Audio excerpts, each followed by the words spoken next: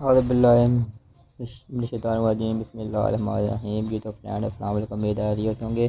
तो फ्रेंड अभी हमारे पास आ गई है जी अपडेट MI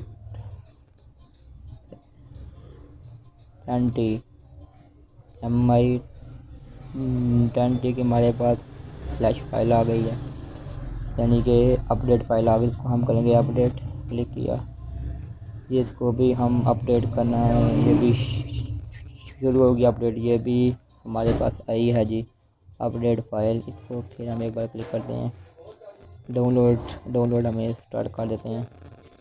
ये अभी डाउनलोड होना स्टार्ट हो जाएगा।